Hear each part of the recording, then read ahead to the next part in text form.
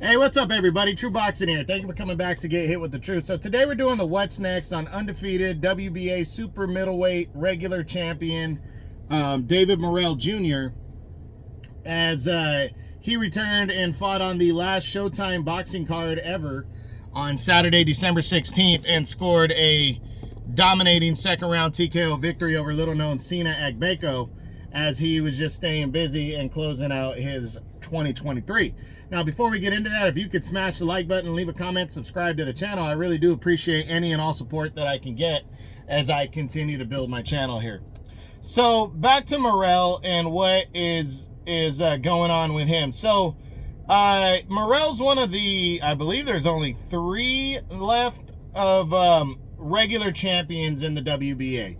I believe it's Morrell at 168. I think Stanionis at 147. And actually, I think that's it.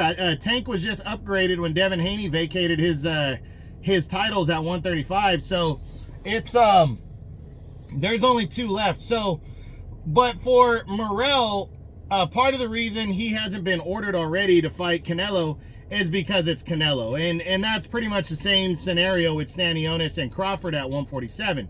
When guys hit a certain level, governing bodies want to keep their strap on that big name fighter, and they don't want to force him into fighting a lower level type name because they can make more money off of that big name fighter. That's primarily what it is. Well, Morrell's a WBA regular champion. The WBA has not ordered him to fight Canelo in a mandatory fight to determine one champ at 168. So, all that being said, I don't believe they're going to order him to fight Canelo next. I just don't see that happening. He's a high-risk fight, kind of low reward at this moment for Canelo, and I don't see that one going down. Now, David Benavidez, this was a fight that almost happened last year for Morrell, and actually, if the Andrade fight wouldn't have happened, it would have been Morrell and Benavidez.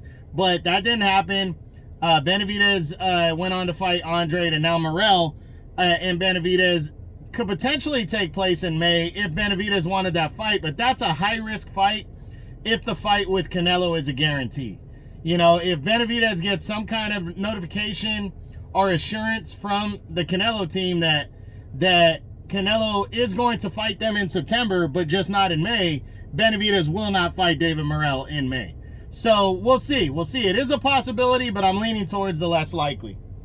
Then there's Jaime Munguia, the undefeated former champ from 154. He's not going to take that risk. That's PBC working with Golden Boy, and Jaime Munguia just is trying to get in line for Canelo. And they're not going to risk their guy against the PBC guy, especially against a guy that's as dangerous as Morrell is. Then there's John Ryder. Well, John Ryder's fighting Munguia next. Ryder, I'm sure, might be interested in the fight if he gets a victory over Munguia, because here's the kicker. Canelo's not going to be interested in a Ryder rematch, even if Ryder beats Munguia. So he's going to have to be looking for something else, and at least Morrell holds a piece of the world title. But I don't think the PBC and Matchroom will come together for that fight, and I don't think Morrell is going to wait around for Ryder either, because Ryder and Munguia is going to be a war, and Morrell's going to want to come back quick. So I don't see this one. Then there's Sergey Derevyanchenko, former world title challenger. He's fighting with Golden Boy now and everything, so it's a tough fight to make with the PBC, but I'm not going to completely rule it out, because Derevyanchenko might say, hey, fuck it, I want a piece of the world title, I'll fight him. I want a big fight, I'll fight him. I'm leaning towards the less likely, but I wouldn't be surprised if the two sides could work it out. Then there's Caleb Plant. Now, if Caleb Plant wanted this fight, the fight would happen. Caleb Plant, though, is a bigger name that people know, and this is a high-risk fight, especially coming off of losses in 2 of his last 3 fights. You know, he lost to Canelo, got stopped, and then came back and knocked out Anthony Durrell, and then lost to David Benavidez earlier this year. Is he going to follow that up with David Morrell, a dangerous puncher and a bigger fighter? I don't think so. So I'm going to say Plant is not going to happen. Then there's Demetrius Andrade, also a PBC guy.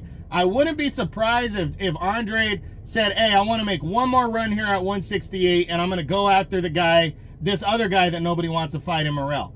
I wouldn't be surprised if he did that, but I don't believe he's going to do that. Morrell, in a lot of ways, is similar in terms of how dangerous he is to Benavidez, and he's a lesser name than Benavidez. So I don't think that Morrell would want to fight. That Andre would want to fight Morrell. Then there's Vladimir Shishkin. This one's interesting because he's also a PBC guy. He beat Jose Ustadegi last year.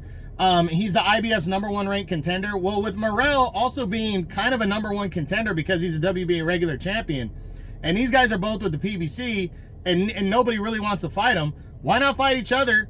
The winner is a super mandatory.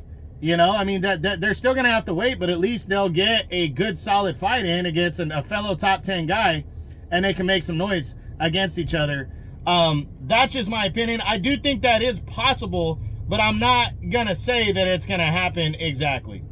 And, then there's other guys like Edgar Berlanga. He's with DAZN and Matchroom, and I don't see that one. So for Morrell, I really can see the WBA ordering him to fight the #1 ranked contender, which is undefeated Christian Mabili.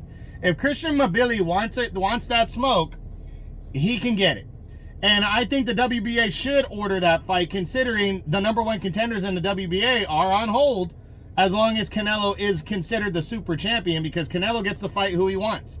And if the WBA wants to keep their super title on Canelo and keep 2 different belts at 168, then the regular champion should start defending his belt against the mandatory challenger, and that's Christian Mabili. So I honestly believe that's probably going to be the best opportunity for Morrell at 168 in his next fight. But I could be wrong, and hopefully Vladimir Shishkin or somebody on that level, or even David Benavidez, will give him an opportunity in the first half of the year. But we'll see what happens. So that's it. That's what I got. That's my what's next on undefeated WBA regular super middleweight champion of the world at 168 pound, David Morrell Jr., following his second round TKO victory over Sena Agbeko on the last Showtime card of all time. I hope you enjoyed the video. If you did, smash the like button, leave a comment, subscribe to the channel. I appreciate any and all support. This is True Boxing. You've been hit with the truth.